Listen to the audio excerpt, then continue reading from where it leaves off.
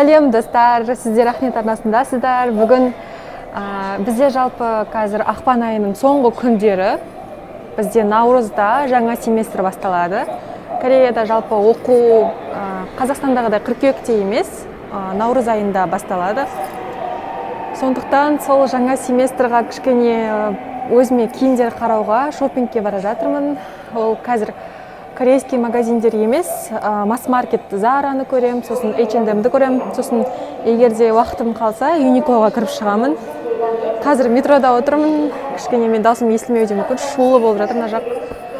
Сол, егерде қызық болса, менімен көріңіздер, қалыңыздар.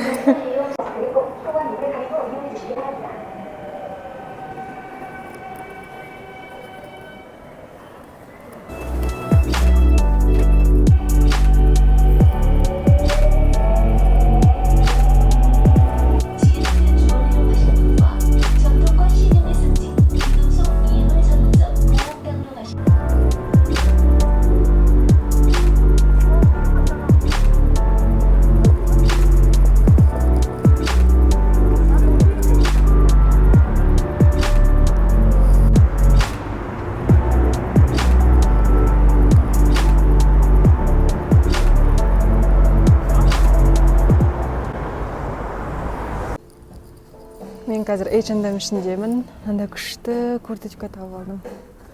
Қараңыздаршы, қандай әдемі, жеңіл екен.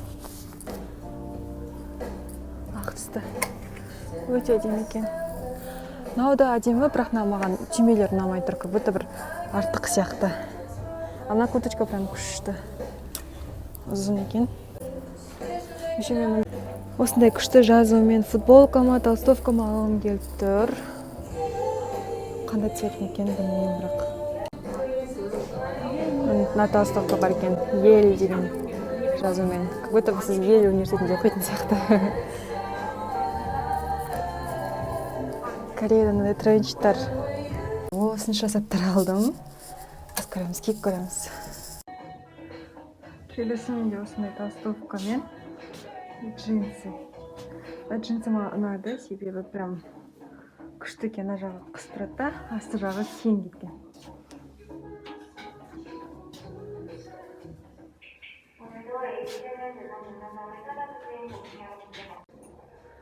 Мен осындай костюм киіп көрдім. Үсті де размер, размері М, асты да М. Былай жалпы өмірде киіп жүргенге слишком ярко сияқты. Бірақ бір жаққа шыққан кезде киюге болады, бірақ единственное кішкене аксессуар қосу керек. Өйткені мына жақтар сәл тек костюммен ғана көрініп тұрды, ал басқа былай көрініп тұрған жоқ. Сол үшін аксессуар қоссақ, әдемі прям басқа цветте сумочка алсаң, прям күшті. Бірақ мына жерде мына костюмда как будто бір мен көрінбей қалған сияқтымын ба?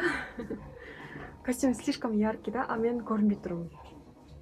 Сондықтан либо шалбарын бөлек кию керек сияқты, либо ана костюмын бөлек кию керек сияқты. Сол кезде күшті болады сияқты. Но мне нравится. Жалпы ұнап тұр негізі.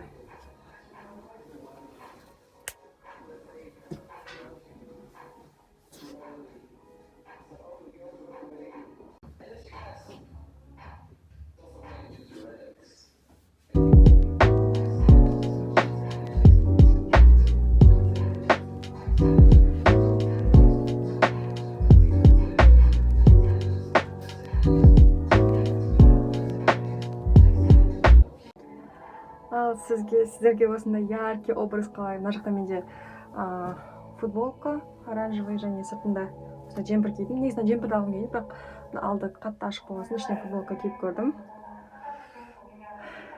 Жалғастырайық. Мына футболка ішінде осындай оранжевый джемпер. Және де маған жалпы осы H&M шалбарлар қатты ұнады, себебі мына бел жағаға жабысып тұрады, ал мына жағы кең. Күшті тұрады. Әсіресе белім қатты жіңішке болған кезде көп шалбарлар маған шалбарлар мына жағы үлкен болатын тұғын. Үлкен болатын, а қазір мына жерде ондай жоқ. Өйткені мына белі прям күшті впритык болып тұр. Ал мынау асты жағы кең, осылай күшті. Тұра маған ұнайтын шалбарлар. қолымды көтере алмаймын, себебі қолымды көтердім соң ашылады. Сол үшін әдемі бір кішкене қысқалау сияқты. Бірақ маған ұнап тұр. Мына негізі цветі камерадан көрініп тұрған жоқ ше. Мына цветі прям жап-жасыл болады ғой, ашық жасыл, әдемі жасыл. Ана камерада как будто бір ақ цвет сияқты болып тұр ма, сондай болып тұр. Маған ұнады негізі цветі де. Ұнады деп қанша рет айттым осы уақытқа дейін. Прям күшті екен.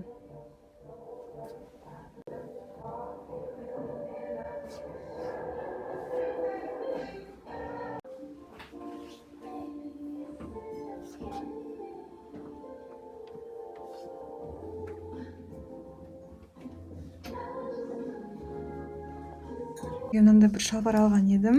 Размері күшті келіп тұр. Белі бәрі. Бірақ қысқа аяғым. Қысқа екен, болмайды маған ондай. Мынандай кофта.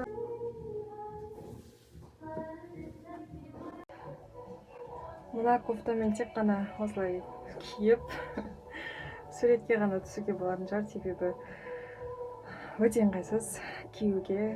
Иіле алмаймын, қолым көтере алмаймын. Бірақ өте әдемі, прям күшті, маған қатты ұнап тұр. Мына қолы, әсіресе мына қалай тігілгендері, қалай тұрғаны. Бірақ мен бұны, скорее всего, кие алмаймын. Өкінішке орай. Бірақ өте әдемі екен.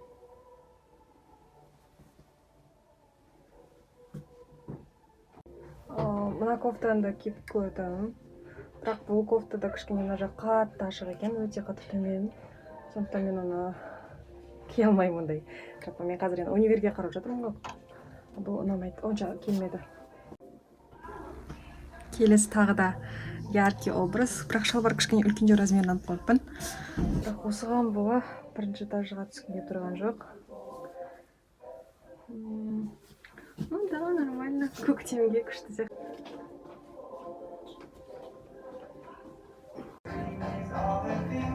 H&M'да әдемі аксессуарлар бар екен.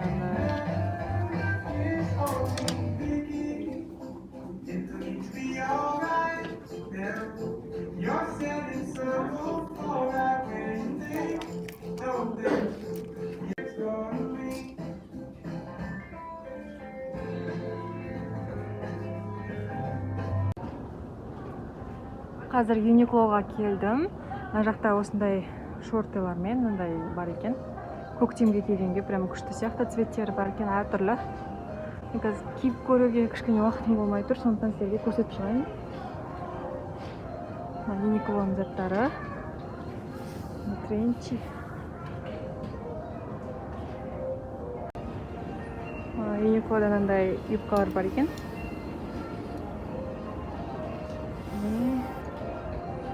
Мынандай көйлектер бар екен. Көйлектердің қасында ремендер бар.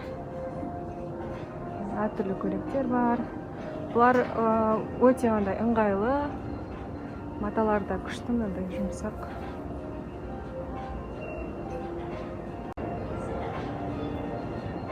Мына жақта дайын осындай образ жинап қойған. Міне осы. Осыларды киіп, көріп жүрсеңіздер болады. Менде бірақ кішкене уақыт болмай тұр, қазір тезірек үйге баруым керек. Сосын тез сүріп көрсетіп шығайын. Uniqlo'ның киімдерінің ішінде детскийлар прям күшті, качестволар да күшті, енді айтамаймын. Қарсаңшы матасын камерада білмеймін қаншалықты көрінетінін. Әдемі.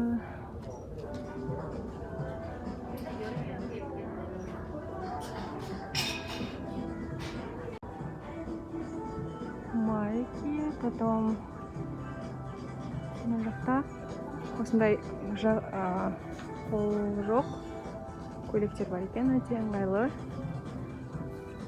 Маталар да прям күшті.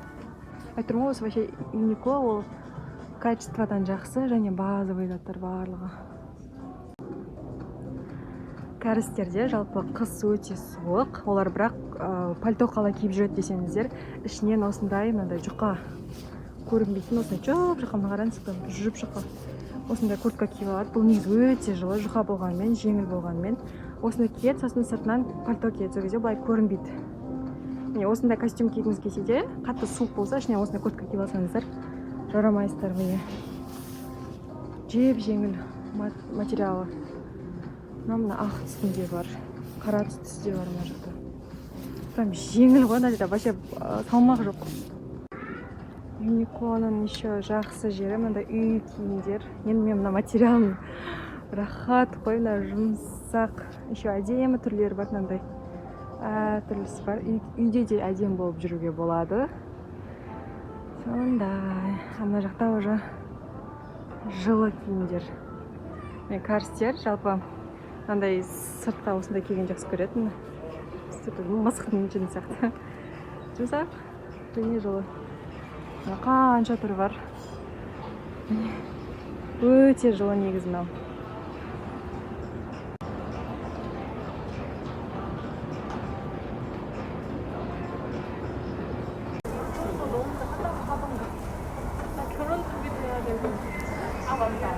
Мен Зараға кірдім, бірақ бейде телефоным корейский да, Кореяның телефоны, Кореядан алғам. Және Кореяның айфондарының айырмашылығы суретке түсірген кезде және видеоға түсірген кезде дауыс шығады. Американскийларда ондай негіз дауыс шықпайды. Сөйтіп енді мен Зараның ішін сол видеоны түсірейін деп түсіріп жатқан ем, маған бір қызметкер келіп, түсірмеген жақсы деп айтты. Почему-то негізі ондай түсіруге запрет болмау керек еді. Бірақ ана жерде адам көп болғандықтан Кореяда енді адамның түрін түсіруге болмайды ғой, содан кейін шығар деп ойлап жатырмын енді. Еще маған ол жақтан ондай қатты көп нәрсе ұнаған жоқ. Сол үшін Зараның ішінен ешқандай видео түсіре алған жоқпын. Тағы да